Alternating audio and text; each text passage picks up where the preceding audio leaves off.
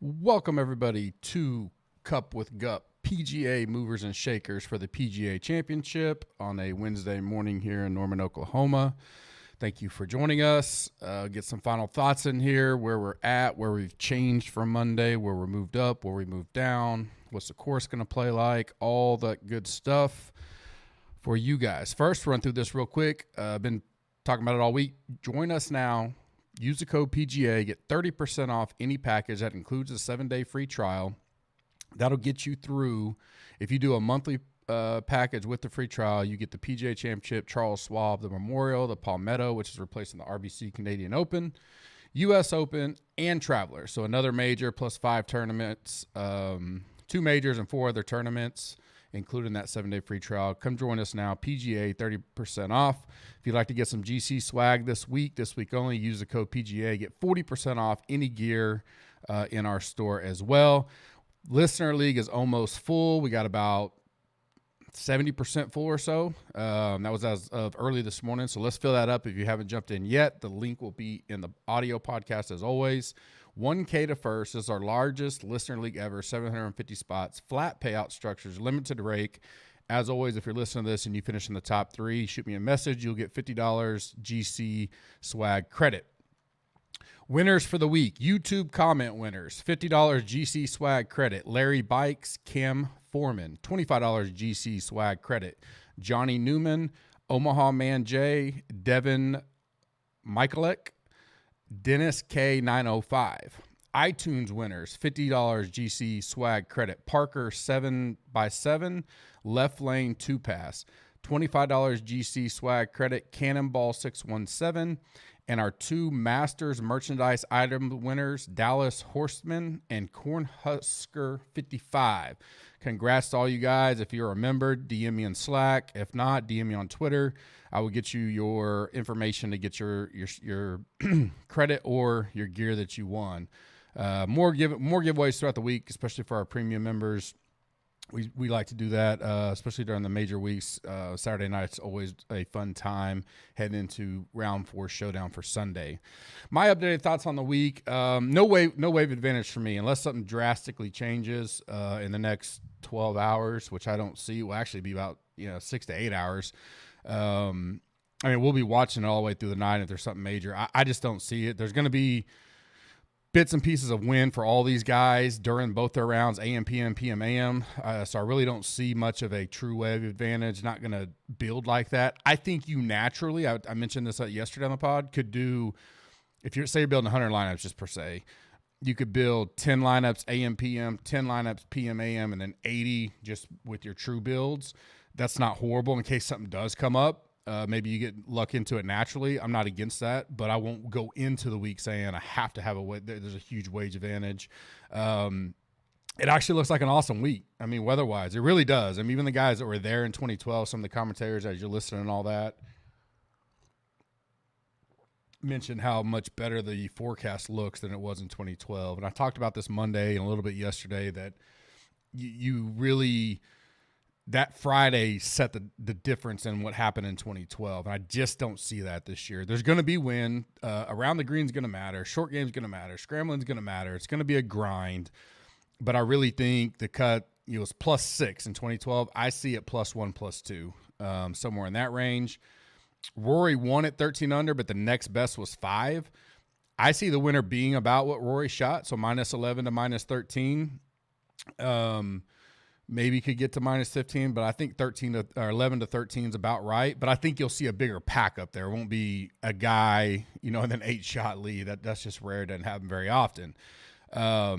With that, though, I think the importance of finishing positions could matter because we're not going to have, even at 11 to 13 under, we may see only 20, 25 guys be under par. I mean, and when that happens, you just don't have as much birdie streaks, eagles, hole-in-ones, all those bonus points come up. So come Sunday, the board can flip quick on finishing positions, and this could be a tournament, especially if we wind up getting an 8-9 under winner where that finishing position can matter even more on Sunday as opposed to the scoring throughout the week. Now, if you do get a guy that gets, a few eagles throughout the 4 days or has that chance, it definitely helps them.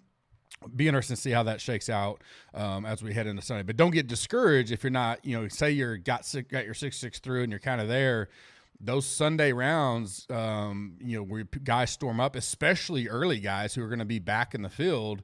If the weather holds, Sunday afternoon looks somewhat probably the strongest winds of the week. You guys can move up that board, and because there's not a lot of scoring, could really that the finishing points could matter more than ever. Especially for a major. For me, who's moved up since Monday, Matsu. I like him. He's not statistically going to pop much just because I think we somewhat for it because he won the Masters, but prior to that, he went through a little bit of a drought, especially his iron game, but looked good last week, came back, looks to be really low owned, kind of off the radar. Same with Finau. I got to believe it to see it. He just never comes in low owned. I can't get him over 10 to 12% right now. I think max 14, 15% for him, which is still pretty low for a Finau, especially an $8,600 Finau. I know he's not coming in with good form, but I think he's worth the MME type stuff, especially when you get him that low priced. He always seems to show up on the majors. Always has a good attitude. I don't think he's one that's going to get worked up in these kind of conditions. So I'll play him, especially MME. I don't know if I get there in a 1 to 3 max build yet, but he's definitely moved up the ladder for me. Rahm, I think more people are going to go, the JT route, the Spieth for sure. Spieth's going to be the Spieth and Hovland are going to be 1-2 in ownership. I think that's a no-brainer. And I think Justin will be right there. I'm wrapping up final ownership stuff after this, but I think Justin will be there, and I think you get an $800 price break from JT and a slight ownership discount. Does allow for better builds with the ROM, but he's definitely moved up for me. Really, the other one that's kind of a comma pause is Rory. Like the way that the builds are flowing in, I don't know if people are gonna. He's one that I'm interested to see. Are people are gonna click him or just continue to go? I'll just take JT. I'll take Spieth. You can't go Rory Spieth or Rory. I mean, it's just really hard to build. It's even hard to build if you go Rory Schauffele, Rory Hovland, which Hovland's pretty popular. It doesn't leave you with a lot of money on the table, so people are dropping down. I think when they start to do builds and we do our simulations and stuff, it's like it's hard to get to where you feel comfortable with the Rory pricing. And so I'm really interested to see where he does come in at. I'm not high on him because I thought he'd be super popular, but I don't think he's going to be as popular. But I don't know if I want to pay it for him, which is probably the same quandary that a lot of people are in. But I do like Rahm. He's moved up for me. Still going to have to make the decision on my top guy. DJ's going to be up there. We're all waiting the presser here this morning. I think it's 11:30 Central Time. Got moved. People thought he was not on the featured group, but he actually was. I don't even know where that came from. I know the little picture that PGA put out, but I mean, if you did a little bit of digging, you could have seen that he was still on the featured groups in the PM. So that was kind of blown out of proportion. But they did move his presser, but that could be one thing. I was going back and forth with the DJ tracker last night. I'm not worried about it. If he shows up at the presser and everything's just fine. He played yesterday, played practice round, 9 holes, did his practice. Like there's no, I don't think. The only thing I could be thinking is if he maybe tested positive and he thinks it's a false positive, but I don't know if they let him out there practicing even if they're waiting on a second test to come back or something. But you're talking about COVID, but I'm ignoring it until now if this presser gets canceled or he doesn't show up, maybe a little more pause for concern. But for now, I'm assuming he's going to be fine, healthy, and ready to go.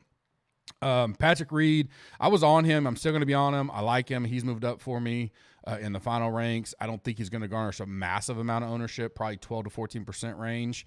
I do like him. Cam Smith's a guy I wasn't really on, but even though some are buzzing about him, I think just the way that you do have Willie Z down there, you do have some other guys you can go to. Berger's picking up a ton of steam. I don't think Cam's really going to be popular like I thought. I think 9 to 11%, somewhere in that range. So I don't mind playing an $8,900 Cam Smith as a pivot to a Berger per se. I'll take half the ownership almost or close to, even though I got to pay $200 more for Cam Smith. But he's a guy that moved up for me. Fading or moved down for me, Hovland. I like him, love the kid, play him a lot. Going to be the first or second highest owned. It's just a spot that I think I'll either be extremely light onto the field or fade completely. Answers the same way. I have no issues with them.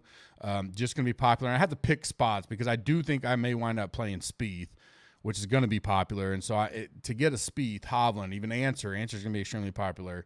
It really clutters up that build when you're trying to be unique. I'd rather go to a Morikawa at a lot less ownership, even though he's not really high for me in general.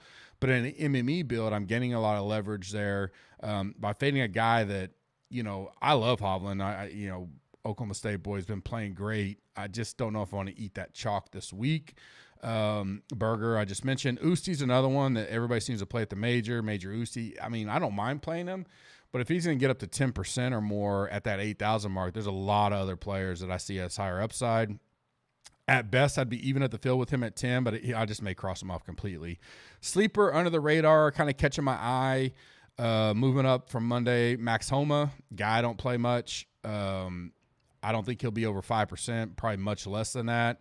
7,300, I think he's a good move. Ricky Fowler, I think he's a good move. Just we're getting him I don't know the last time he was at $7,000, and he's going to be sub 2%, 3%.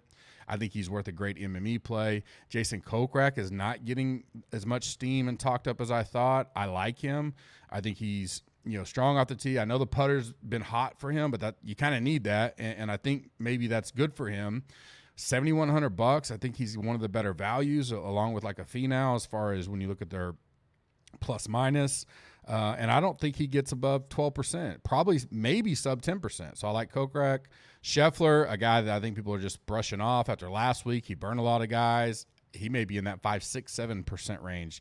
I think the talent and pricing there is a good MME play. A good pivot, a good guy to add to your pool. And then Sergio. I ran a final model this morning, about to post it for the premium members. He's there. He surged up. No pun intended. He just makes me sick when you play him. You got to sweat. But in this kind of event, I think it's a Garcia type event. And I think I literally don't know if he's going to hit 5%. I'll take my chances there, especially MME, as some good pivots. Leverage plays of the week, been pretty solid on these. It's two guys, really. Cantley and Brooks. I just think they're both going to be sub 5%. They both have major question marks. I think if you want leverage on a ceiling of they can win this, is it likely? No. Can they top 15, top 20, pay off their money? Yes. Still likely they both missed the cut, but that's why it's a leverage play. It's a huge ownership discount from guys at their peak. At these prices, you would have thought these guys would be massively owned. So you're taking the risk. It is what it is. You either want to hop on or you don't. Worst case, take 8 to 10% of both in MMEs. That's not killing you, and you're getting massive leverage on the field there. One and done for me. I'm going to give you 6 this week to choose from. I think DJ's obviously going to be right there for me. Willie Z, Shoffley, who I'm not normally on. I think I have him in a lot of my one and done, so I may go there. Rom, I think Brooks or Cantley as leverage, like I just mentioned. I don't think they'll be high owned in those type of pools. And I think Finau is a guy that just because we're seeing the suppressed ownership in other areas, maybe he's not looked at as much. And, top 5 Finau, we know he can do it. And in a one and done, that could be good this week, especially with the money where it's at. Can't wait to get on this afternoon with Kenny Kim in our premium chat, the E9 edition.